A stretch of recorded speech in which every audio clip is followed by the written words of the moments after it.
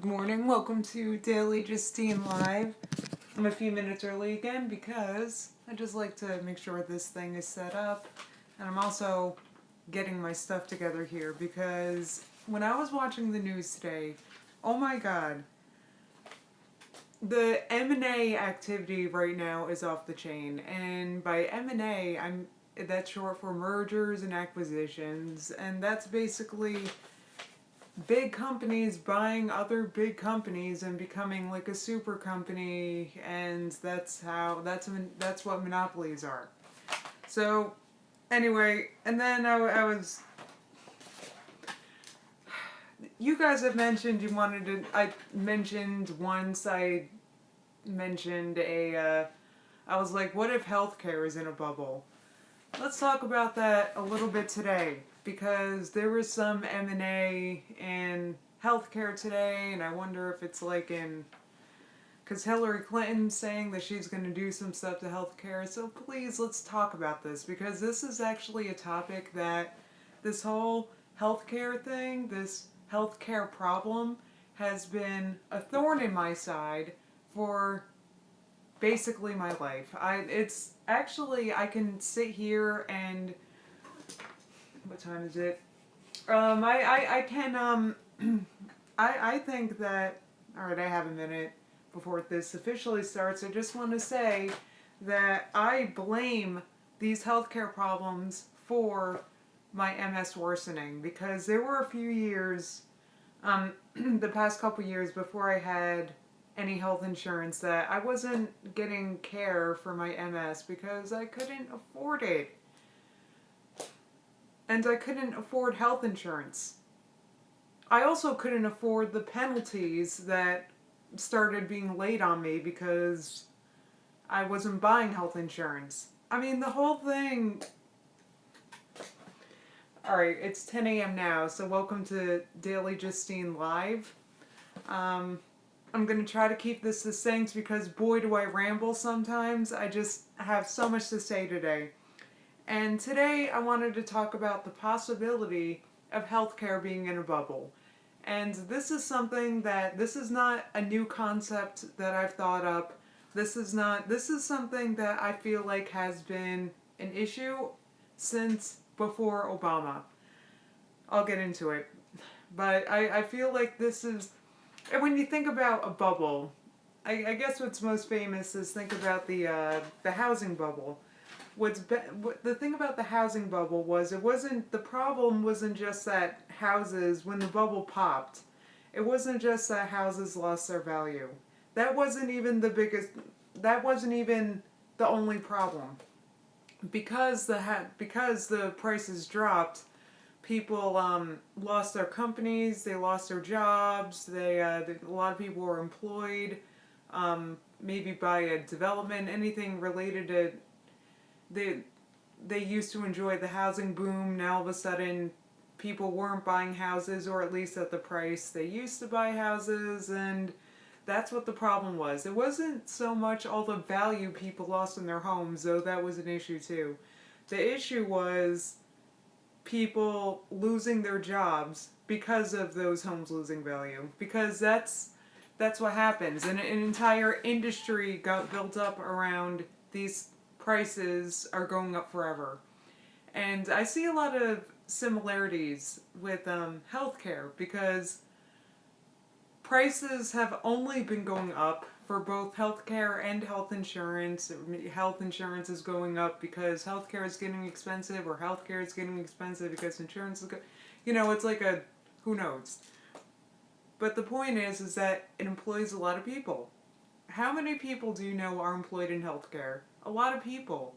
And especially now, it's a lot of its demographics, because the baby boomers are retiring. Whatever. The point is that prices are going up, and have been going up, though prices in the past couple of years have been, I don't know, in general. I'm speaking very generally. And one more thing I want to say regarding that. The problem with that is, okay, I told you my story briefly. I was then unable to see neurologists. I was unable to get MRIs. I went years without care. Now I'm getting care, but unfortunately now my MS has gotten worse. And would it have if I was getting the care and taking the medicine that I should have been taking? The MS medications cost um, about the cost of a college education every year. So it's, I mean, I don't pay that. The, that's like what the company charges, the pharmacy charges, you know, like it's all, I don't pay that. You know how much I pay for my medicine? Zero. So it's like I don't know what's going on with healthcare. Is it in a bubble? Excuse me. I'm is it in a bubble? I mean, I'm not, you know, look, I'm not, maybe I'm not qualified to say so. I'm just saying that I do see a lot of similarities between the housing bubble and healthcare now. It's kind of like if and then Obamacare comes around. Let me start from the beginning. This is why I made like notes with the list so I wouldn't go on these rants. Okay. So before I start, you know, um, I'm not saying anything for or against medicine being done for profit or anything for or against like a European style healthcare system, like a single payer. I don't know enough. That's I'm not making any arguments here for or against that. So I hope you guys don't think I'm sitting here being like pushing some agenda because I'm not. But I will say that basically a business exists to make money. So it's kind of like a business will do what it has to survive. A business, it's just what it does. And you know, and sometimes it seems heartless because it is heartless. It's business. It should, you know, and I'll give you an example that I wrote down here.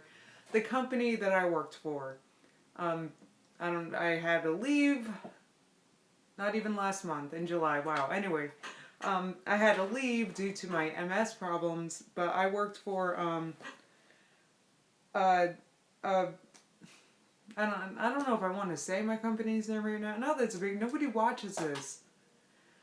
Well, basically, the Sherman Retail Group or Sherman Retail or Sherman Fine Papers. They it's like a cards stationery social expression company, kind of like Hallmark, kind of like American Greetings, but we're neither one of those. Anyway, um, we were like the expensive store. Our products were expensive, but they were beautiful, and basically, I've worked there like 10 years, and while I was the assistant manager some years ago, I guess I forget if this was 2008 or 2009, but there was M&A. There was a merger. Sherman and American Greetings merged, and what happened was um, American Greetings controlled our wholesale, meaning they controlled what, like, if our cards were going to show up in Target or in a supermarket. They controlled our wholesale, and we controlled American Greetings stores. And it was mutually beneficial because Sherman was like lacking the cash flow, and American Greetings stores had a lot of cash flow. They made a lot of money, but they weren't profitable. So we bought those failing stores and we made them profitable by cutting their payroll. Their health insurance became more expensive. It became as expensive as ours. Their stores had like two assistant managers. Well, and, you know, we just like cut the fat basically. And because of that, it helped both American Greetings and Sherman to survive. So it's the same thing. Like when you see this M&A activity in the news, it's like, okay, so American Greetings and Sherman did create kind of like a mega conglomerate, you know, cards company, I guess. You know, now there's a monopoly there because of the merger. However, it was because the both of them were failing. So they both did what it took to survive, but for the guy that worked for American Greetings, they just saw their pay being cut, they saw their hours being cut, they saw their health insurance becoming more expensive, and it sucks. And but it's like what the company did to survive. And now, or a few years before I left, um, my store closed, the American Greetings in the mall where I worked, and it's kind of, um, and that store made a lot of money, like millions a year, but it wasn't profitable. You know, you can make millions a year, but what does it matter when you're giving away half your product? It's just not profitable. So we closed that store. And then what happened? We, um, our, our sales went through the roof. It became much more busy, you know, and it's just, we're doing what we have to survive, and that's, you know, what these businesses are doing. They're doing what they have to survive and maintain their market share. You know, I know it sounds heartless, but it's like, it's the way business works. So, and there's a lot of M&A going on right now. So I talked about Sherman and American Greetings. Today I also heard about Revlon acquired, I wrote a question mark here because I can't remember which cosmetics company it was. But Revlon acquired a smaller cosmetics company. But it was a company that's like in Macy's. Elizabeth Arden, maybe? I think Revlon purchased Elizabeth Arden. I think that's that. I don't know. My computer is like not working right now, so yeah, Revlon, Elizabeth Arden. Also today, I heard about Monsanto buying Monsanto, like the giant agriculture company. They acquired something today, and related to the healthcare bubble, Allergen, a healthcare company, purchased something else. I forget the name of that smaller company too. And when I turned on the news this morning, this smaller company, their stock was up 160% because of that. So this smaller company was going through a hard time. Allergen bought them. Their stock went up 160%, and now Allergen has larger market share. That's why they do these things. It's because they're cornering some of you, the customers. They're getting a piece of your money. It's like, anyway, so is there a bubble? I mean, I feel like this is just what happens when, um, this is just what happens when these giant companies have a relationship with our government. Our government is letting this happen, and that's the bottom line. So, government, and I know because I see it on the news all the time, government blaming these big corporations for the prices. That's what Hillary Clinton's doing. She's gonna, um, her plan is price controls. And then you have the company saying it's the government's fault for bad policy, and it's just like a circular, you know, when actually the problem is the both of them benefiting from each other, because the government's letting this happen and the government makes them look good, and it's just this whole, this is why I'm not a big fan of big government. I like it when companies can just do their thing. And this is actually why, oh my god, please don't think that I'm like, this is not partisan. This is not me digging on Obama. Please. What time is it? 10:11. Okay. This is not me digging on Obama, but I knew that Obamacare was not going to work.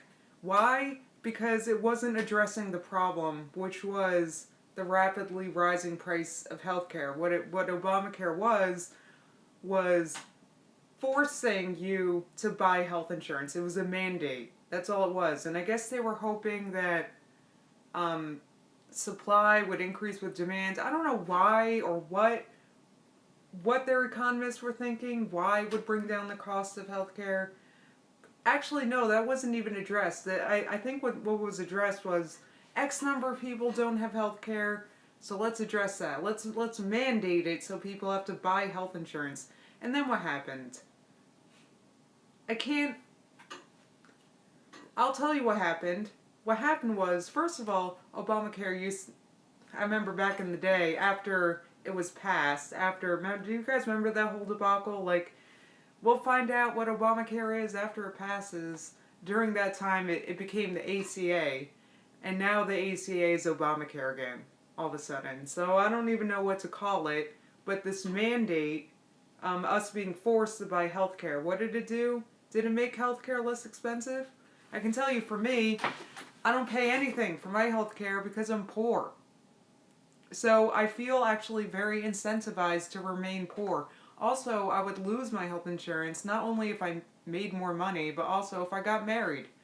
So I'm like, I feel like I feel like I should stay poor and single because that's what happens.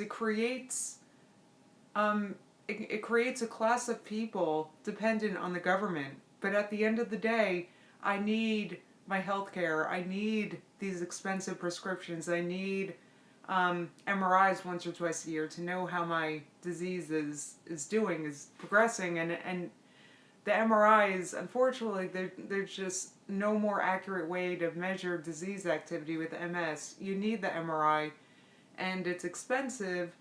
And I can say that what sucks is, okay, so I'm getting this stuff for free. I've had several MRIs in the past year because my health insurance, I don't have to pay. I don't pay anything, actually. It's like my copay is zero for everything. Meanwhile, my parents, everybody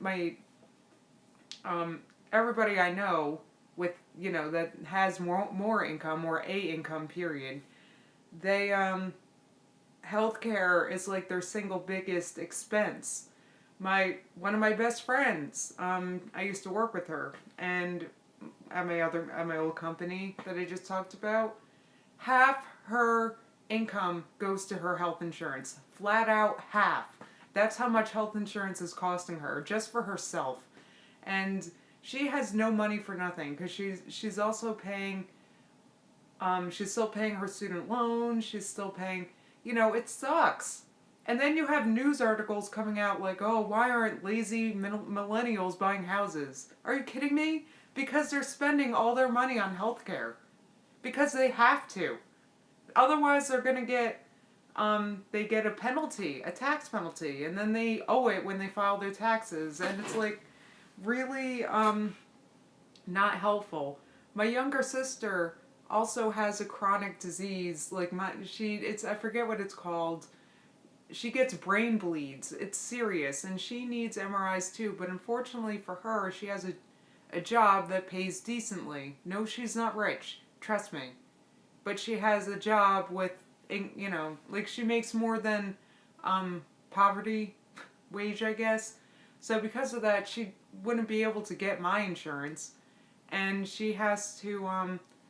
A lot of her money goes to her health insurance, which has she can't afford her care. She can't afford to get the MRI she needs because of the cost of the MRI, the cost of going to see the neurologist to prescribe it for. So if she gets like brain bleed activity, like symptoms, she can't even get it taken care of. This is like what this has come to. And while there's people like me, I'm like not paying anything because I'm poor, and it sucks because I would pay. It's not like I want to pay nothing, but I can't afford like, $600, $700, $800 a month on insurance alone, and then I have to pay whatever 20% of the MRI, and then I have to pay, yeah, there's cheaper insurance for people that don't need it. Like if I need insurance that'll cover things like MRIs and hospitalizations and, unfortunately. So is it because we're sicker now? Is it because it can go in a circle forever, but at the end of the day, I feel like this has happened because it can happen. Kind of like why the housing thing happened. It could happen. The wild speculation in how much people are willing to pay was allowed to continue. And unfortunately, regarding healthcare prices, they're not going to come down until we can't or refuse to pay these prices, meaning more people. What? Are there only 3 people watching this? There's a lot of activity in the chat though, but I just wanted to say It looks like, that's okay. Anyway, I don't, people are, let's see what the chat says. Very important conversation. The MSP in Canada is falling apart too. It takes 4 months to get an appointment because of few doctors that take Obamacare. This is what I'm getting at. What is Obamacare? I don't even know what it is. Does that mean few doctors that take Medicaid? Because that's... Oh, you see 22 people watching? My thing only says 3 people are watching, so I'm just making sure this is working. Anyway, I'm not sitting here digging on Obama. I believe that Obama wanted Obamacare to be something other than what it turned out to be. But I'm just saying that this is what, when people talk about them, they, or the oligarchs that are running the show, this is what it is. I don't think it's like one big conspiracy. I think it's lots of little conspiracies, like lots of companies that are trying to survive, and unfortunately at this point they have to merge and make themselves bigger so they can survive. It is beta, that's true. I think this app itself is beta. So, why can't Walmart, using nurses, offer care? Well, funny enough, I've noticed places like Walmart, or I think it's going to change at some point, because at some point there's going to be a shift. At some point prices have to come down, because at some point, because when there's a demand, there's a market, and when there's a market, there's a demand, and there's a market for affordable healthcare. It's, people need it, they demand it, and it's gonna happen. At some point, prices are gonna come down, and these giant companies are gonna throw a hissy fit, whatever. Prices are gonna come down. I'll give another example that's not healthcare related, but speaking of Walmart, I think we can all agree that the cost of having a cell phone, for example, is huge. It's dumb. It's, why, like, who pays that much? Apparently people. Like, who goes... Anyway, it's expensive to have a cell phone, right? Why is data expensive? I don't know. But Walmart recently started their own cellular carrier thing, and it's stupid affordable. Like, you can get, if you don't use your data that much, you can get like a gig of data, unlimited talk and text for $30 a month. And you can bring any phone to Walmart and they'll set it up for you. So you don't even have to buy the phone. And this is what I'm talking about. Yeah, competition, less government regulate. Yeah, this is what happens. There's a demand for cheaper cell service. Walmart is serving that demand. So, yeah, I'm just saying that at some point prices are going to come down. Just like prices are coming down, how much it costs to have a cell phone, they were forced to come down because places started offering lower cost options. So because Walmart started doing this, I can guarantee that the other and nobody knows about this yet. I just heard about it because this guy I'm seeing works for Walmart. So it's like, I've never heard of it yet, but it's going to be a thing once people catch wind of it, and then people are going to drop their Verizon, whatever, they're going to drop it, and they're going to go to Walmart. I can guarantee. And that's how it's going to work with healthcare at some point too. So, is there a bubble? Maybe. I mean, I don't know enough about it. I can't, because a bubble,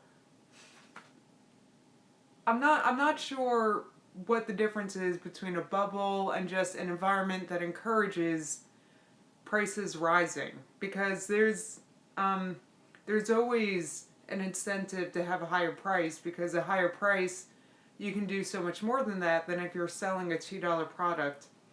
For example, what time is it? I got like 5 more minutes. I'll briefly talk. No, no, no. I've got like 8 more minutes. I'll briefly talk about. Let's talk about oil for a second, because the price of oil has been a market mover lately, and if oil, when oil becomes cheaper, as it has been, it's good for us because it's less money for us to fill up our tank. We have more money, blah blah blah. But it's bad for these companies that. Well, it's bad for a lot of companies. Think about it.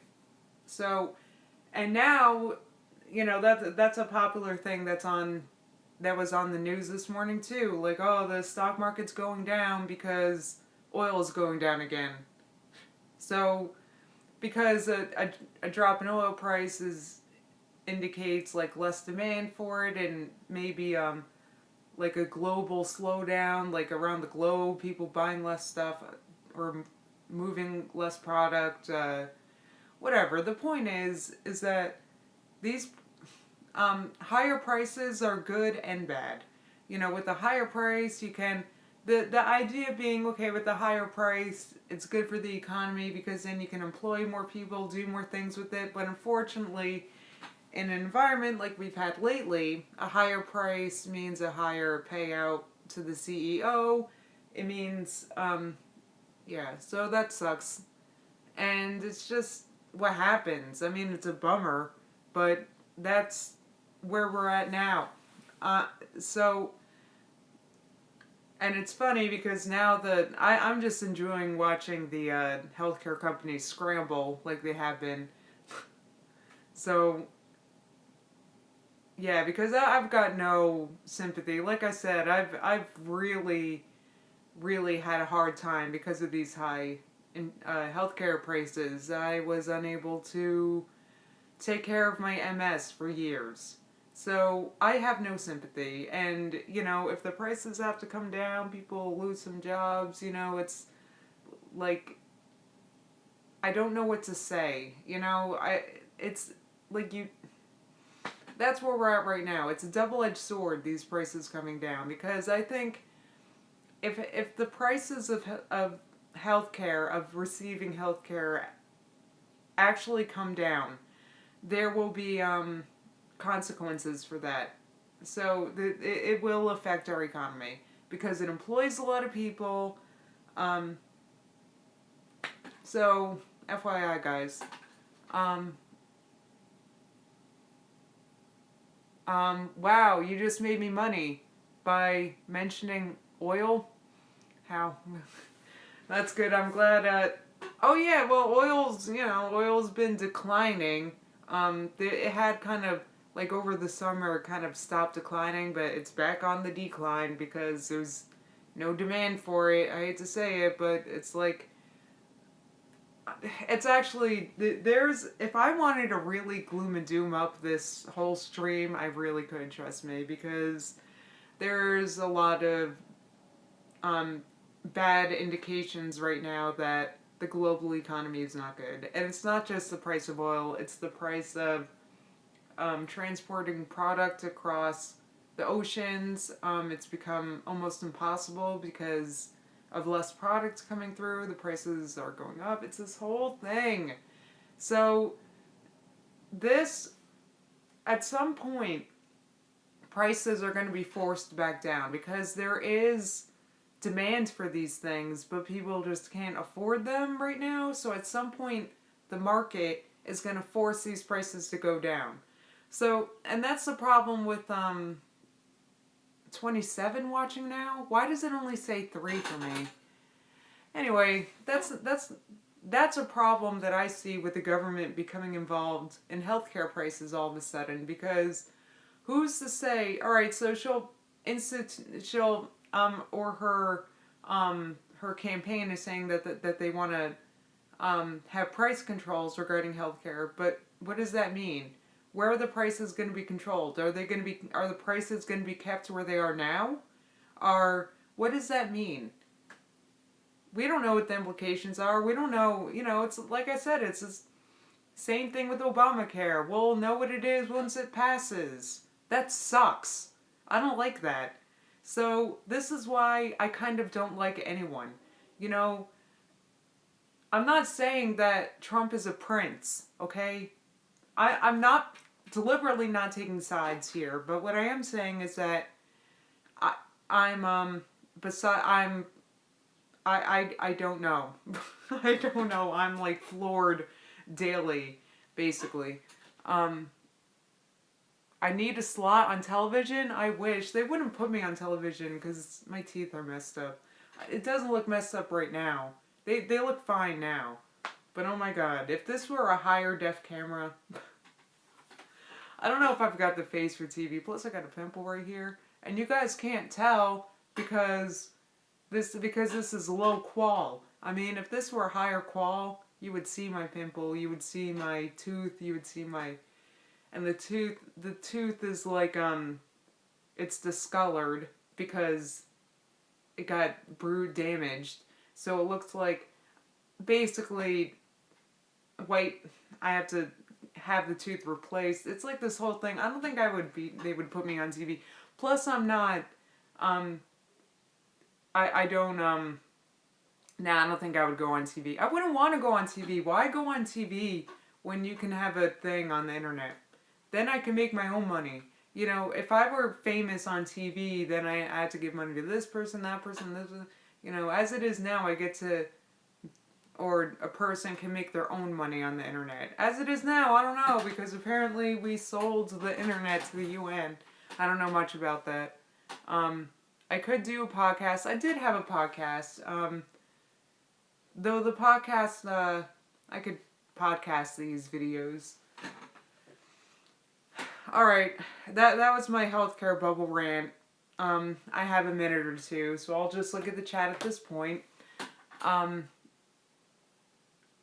I could bring back the advice annex. Well, that's the thing, advice annex. I had mixed feelings about doing the advice annex because I do feel kind of like, um, I do feel like one thing I don't like about the internet right now is I feel like everyone's a guru, everyone's got something to say, everyone's I don't like that because I feel like it helps a person be more anxious cuz you know, they're like listening. This person says, "Oh, I got to do this." And this person's like, "No, I got to do this." This person's like, "No, I got to do this."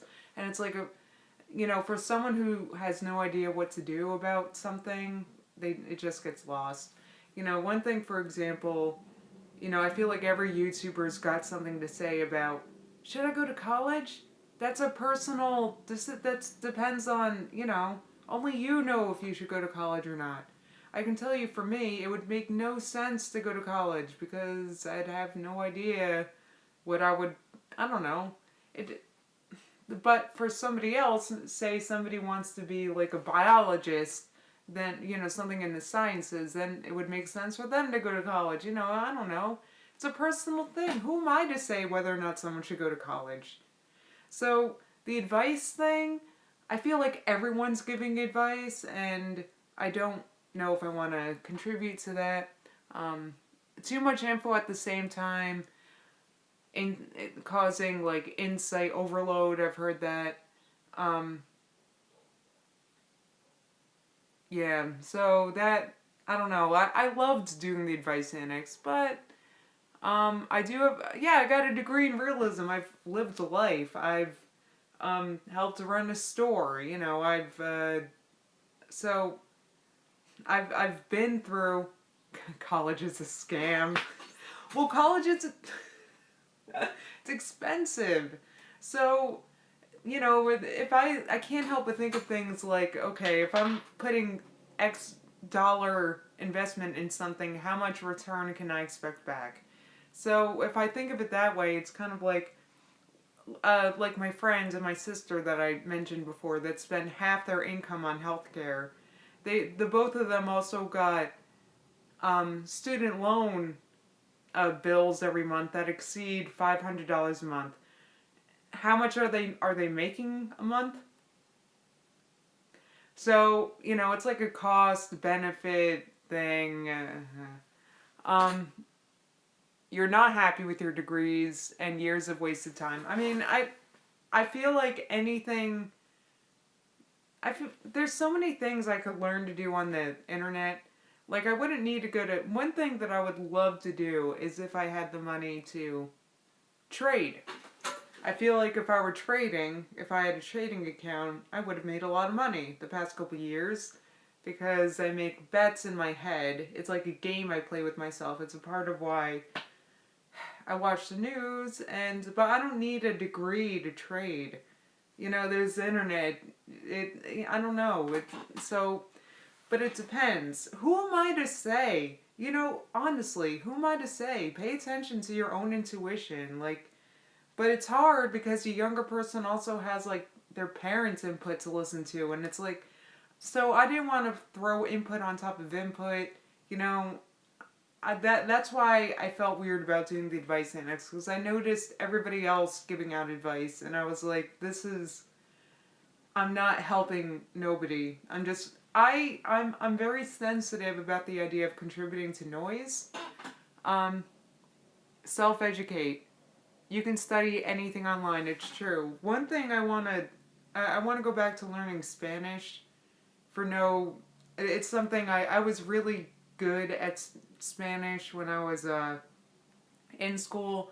I go to college, and I dropped out of Spanish because it was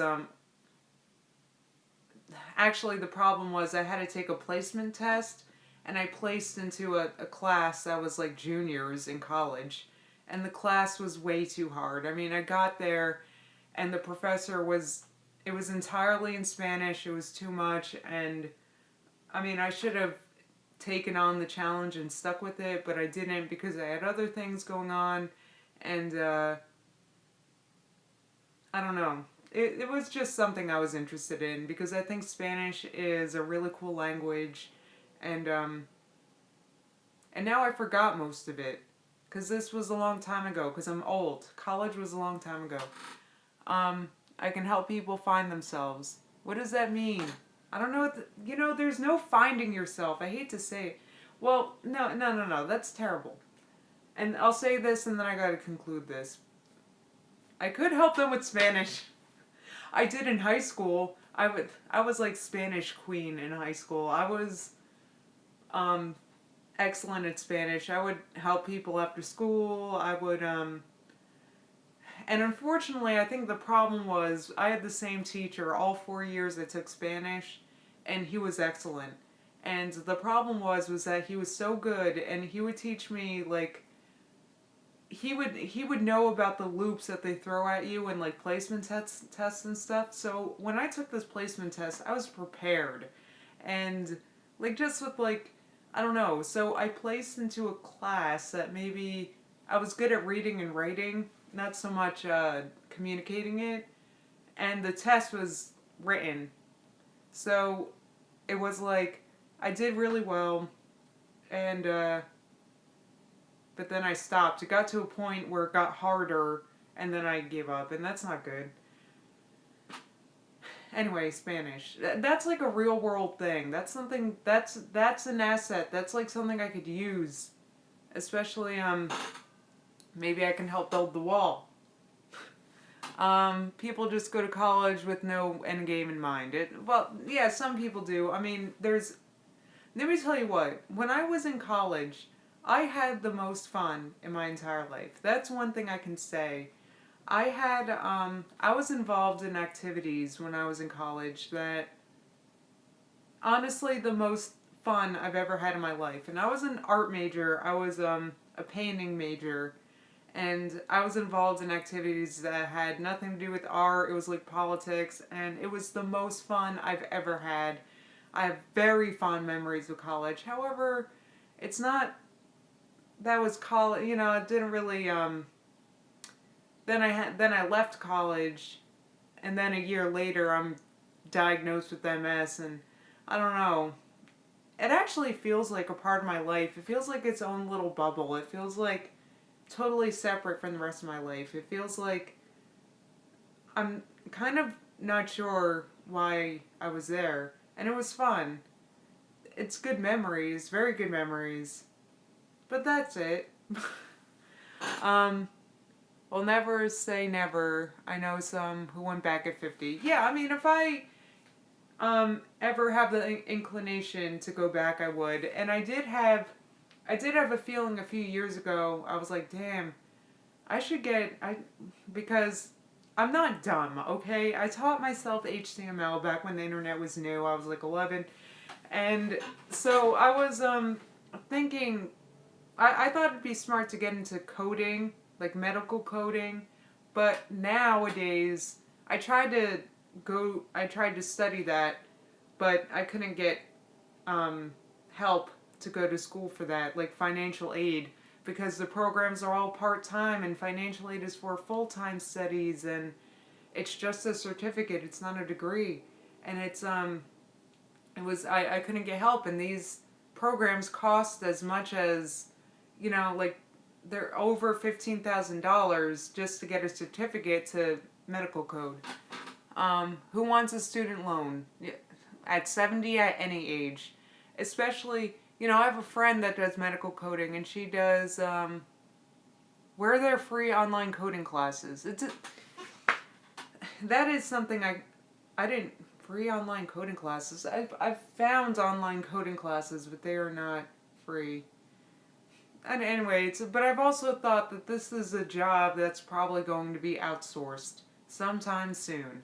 Because I'm sure whatever these coders are doing, I'm sure somebody in China or India or wherever can do it for half the price. So, um,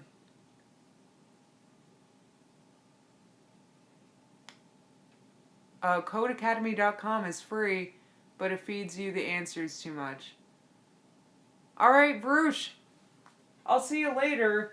What time is it? I think I gotta conclude this. Thank you for coming. Yeah, this is late now. Thank you for coming to Daily Justine Live. I think this was a I hope this was an interesting stream. I just wanted to help you guys think about things a little. I don't know, just there's a I don't know. All right, thank you for coming. I'll see you tomorrow, 10 a.m. Have a day. Bye bye.